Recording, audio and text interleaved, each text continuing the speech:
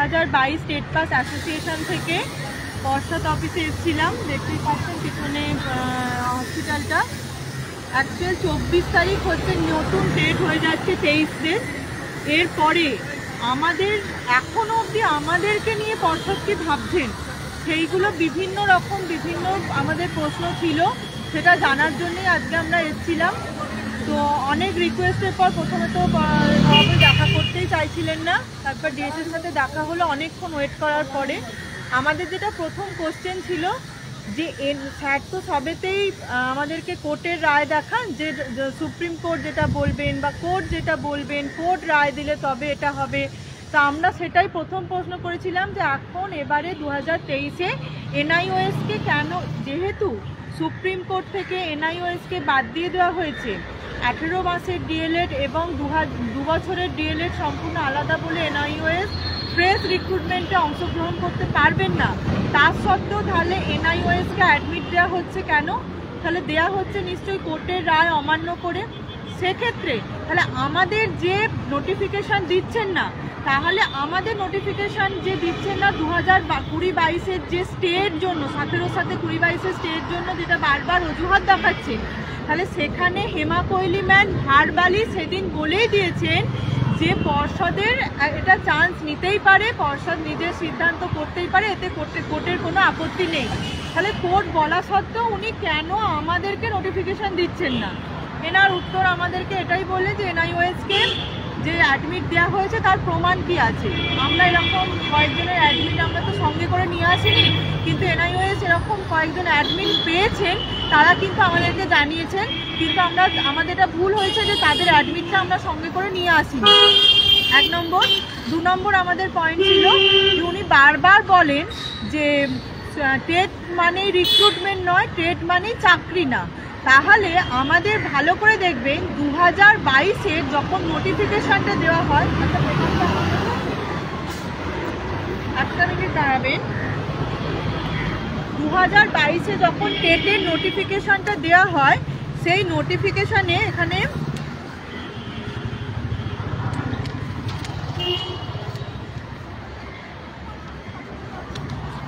এখানে পরিষ্কারভাবে যে 2022-এর টেটের নোটিফিকেশান, এখানে কিন্তু পরিষ্কারভাবে উল্লেখ করে দেওয়া আছে যে এর পারপাস, এই টেটের পারপাস হচ্ছে recruitment of assistant teacher in government service 1 to 5 class. তাহলে এই টেটটা কেন নেওয়া হচ্ছে? যে অ্যাসিস্ট্যান্ট টিচার রিক্রুটমেন্ট করার জন্য। তাহলে উনি আজকে আমাদের কেন এই অজুহাত দেখাচ্ছেন যে টেট দেওয়া মানেই যে রিক্রুটমেন্ট পাবে না বা সে যে অ্যাপয়েন্টমেন্ট পাবে না? এইটাকে টেট দেওয়ার উদ্দেশ্যটা কি? উদ্দেশ্যটা তো আমাদের নোটিফিকেশান, যখন টেটের নোটিফিকেশান দেয় উনি তো পোস্ট করে দিয়েছেন যে অ্যাসিস্ট্যান্ট টিচার রিক্রুটমেন্টের জন্যই টেটটা নেওয়া হচ্ছে। এনার কোনো সদুত্তর উনি দিতে পারেননি, উল্টে আমাদের এরকম এক্সকিউজ দেখালেন যে পিএসসি আর অন্যান্য পুলিশ নেট সেট এগুলোর সাথে, পুলিশ সার্ভিস এগুলোর সাথে গোলাবেন না। এইটা হলো প্রাথমিক পর্ষদের, মানে প্রাথমিক টেটের সাথে উনি নেট সেটেরও এক্সাম্পল দিলেন যে বছরে 2 বার নেট হয়, বছরে 1 বার সেট হয়। ডাব্লিউবি আপনার বিভিন্ন স্টেট থেকে যে সেট হয়, তারা কিন্তু সবসময় রিক্রুটমেন্ট পায় না।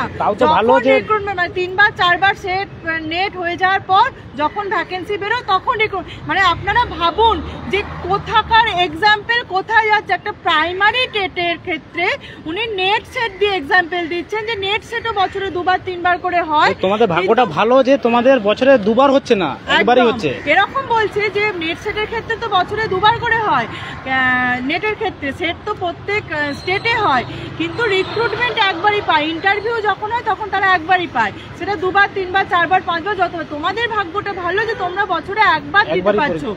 সেইখানে আপনারা একবার ভেবে দেখুন তাহলে এদের মানসিকতাটা কোথায় এবং এরা 2022-কে নিয়ে কি ভাবছে। এখানে কিন্তু পরিষ্কার এতদিন যে আশ্বস্ত উনি করে আসছিলেন যে 22-কে নিয়ে আলাদাভাবে উনি আমাদের 23-এর সাথে মেলাবেন না, এই আজকের ওনার বার্তা থেকে কিন্তু পরিষ্কার হয়ে গেল যেখানে প্রাথমিক টেটের সাথে উনি নেট সেটের তুলনা দিচ্ছেন যে নেট সেট বছরে 2 বার 3 বার করে হচ্ছে, সেখানে তারা 1 বার রিক্রুটমেন্ট পাচ্ছে। তোমরা যে যতবারই পরীক্ষা হোক 1 বার ঠিক রিক্রুটমেন্টে বসতে পারবে, এটার কোনো লজিক আছে? আমরা এটাও বললাম 2014 যারা পরীক্ষা দিয়েছে তারা রিক্রুটমেন্টে বসার জন্য ইন্টারভিউ সুযোগ পেয়েছে একাধিকবার। 2017 যারা পরীক্ষা দিয়েছে তারা 2022-এর টেটের যেদিন নোটিফিকেশান বেরোয় সেই দিনই তাদের ইন্টারভিউরও নোটিফিকেশান বেরোয় 29/9। তাহলে তারাও সুযোগ পেল ইন্টারভিউতে বসার। তাহলে 2022 আজ দুদিন পরে 23-এর পরীক্ষাটা হয়ে যাচ্ছে, তাহলে 2022 কেন ইন্টারভিউতে বসার সুযোগ পাবে না একবারও? তার উত্তর উনি কোনো দিতে পারেননি, উনি দেনওনি। আচ্ছা, দ্বিতীয় কথা হলো আমরা বলেছিলাম যে যেহেতু সমস্ত কিছু বাদ চলে গেছে, আপনি যে ক্লারিফিকেশান বিএডের ক্লারিফিকেশান মামলার জন্য ওয়েট করছেন সেটা 17-র ক্ষেত্রে হতে পারে। 17-তে কিছু বিএড ক্যান্ডিডেটরা যারা ইন্টারভিউ দিয়েছিল তাদের জন্য আপনি ওয়েট করতেই পারেন, কিন্তু আমাদের ক্ষেত্রে তো বিএড সম্পূর্ণ বাদ। তাহলে বিএড এনআইওএসকে বাদ দিয়ে আপনি ফ্রেশ ডিএলএড কতজন আছেন সেটা কেন প্রকাশ করছেন না? উনি বলছেন আমরা প্রকাশ করতে বাধ্য নই। তাহলে আপনারা ভেবে দেখুন, কথাগুলো শুনুন এবং কথাগুলোর উত্তর কি পর্ষদের সেটা ভাবুন। উনি পরিষ্কার বললেন যে আমরা বিএড কতজন আছে সেটা প্রকাশ করতে বাধ্য নই। 2 নম্বর, আচ্ছা তারপরেও আমরা এটা বললাম যে তাহলে আপনারা ভ্যাকেন্সি আপডেটগুলো কেন নিয়ে রাখছেন না ডিপিএসসি থেকে, যাতে এদের 12 তারিখে যদি প্যানেল প্রকাশ হয়ে যায় তারপর যাতে আর কোনো সময় নষ্ট না করে আমাদের নোটিফিকেশনটা দিতে পারেন। তার জন্য ডিপিএসসি থেকে ভ্যাকেন্সিগুলো কেন চেয়ে রাখছেন না, বা আগে থেকে যাবতীয় যা করার যে অর্থমন্ত্রকের কাছ থেকে যাবতীয় যা পারমিশন নেওয়ার আপনি প্রসিডিওরগুলো কেন এগিয়ে রাখছেন না? সেটারও উত্তর উনি এড়িয়ে যাচ্ছেন। উনি বলছেন সব চলছে আমাদের, আর জিজ্ঞেস করলেই বলছে তোমাদের যোগ্যতা নেই, কথা বুঝতে পারোনি তোমরা। একদম, আমরা যখনই কথা বলছি যে উনি সব বলছেন যে প্রত্যেকটা কথার একটাই উত্তর, সব চলছে। আমরা রিক্রুটমেন্ট দিতে চাইছি। এর আগে যা হয়েছে ভুল হয়েছে, আমরা এবারে প্রত্যেককে রিক্রুটমেন্ট দিতে চাইছি, কিন্তু আমরা যখন কাজে দেখতে চাইছি উনি কিন্তু তার কোনো উত্তর দিতে চাইছেন না। আমরা বললাম আপনারা শর্ট নোটিশ দেন আমাদেরকে, যদি মনে হয় আমরা দায়িত্ব নিচ্ছি যে সেই শর্ট নোটিশের ওপর কোনো কেস হবে না, 17-22 কেউ কেস করবে না, যে আমাদের এখন নোটিফিকেশন দিয়ে ফর্মটা ফিল আপ করিয়ে রাখা হোক, আপনাদের প্যানেল প্রকাশ 17-র প্যানেল প্রকাশ হওয়ার পরে তারপর আমাদের ইন্টারভিউ নেবেন, সেই শর্ট নোটিশটা অন্তত আমাদের দেন, আমরা দায়িত্ব নিচ্ছে যে কোনো কেস হবে না। উনি সেটারও পক্ষপাত করলেন না, উনি বললেন না এইভাবে করা যায় না, একটা প্যানেল উনি সারাসার না বলে দিচ্ছেন। এবার আপনারা ভেবে নিন, পরিষ্কার কিন্তু যে ওনার কাছে কোনো প্রশ্নের উত্তর নেই এবং উনি কোনো কাজে কিচ্ছু করে দেখাচ্ছেন না। 23-এর টেট হয়ে যাচ্ছে, 23-এর টেট এবার রেজাল্টও বেরিয়ে যাবে। এবার কিন্তু আমাদের কপালে চরম দুঃখ, প্রত্যেক 22 টেট পাসকে আমি বলছি যদি এইভাবে নিজেরা ঘরে বসে থাকেন তাহলে চাকরি ভুলে যান, আর কিচ্ছু করা সম্ভব না। আমরা এটাও বলে এলাম যে স্যার, আমরা 17-র যে রিক্রুটমেন্টের একটা ছিল সেটাকেও দেখালাম, একটা মিনিট আপনারা দেখুন।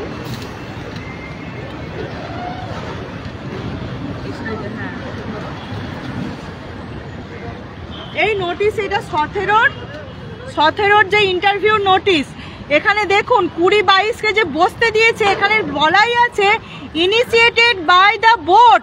তাহলে এর আগে আমরা যখন এই কোশ্চেনটা করেছিলাম যে 20-22-কে আপনি কেন বসতে দিয়েছেন, তাদের যেহেতু রেজাল্ট পাবলিশ হয়নি, তখন আমাদেরকে বলেছিলেন যে উনি সিঙ্গেল বেঞ্চের রায়েতে বসতে দিয়েছেন, কিন্তু এখানে ওনার নোটিফিকেশনে পুরো কিন্তু উল্লেখ করা আছে ইনিশিয়েটেড বাই বোর্ড, বোর্ডের ইচ্ছায়, বোর্ডের সম্মতিতে 20-22 বসেছে।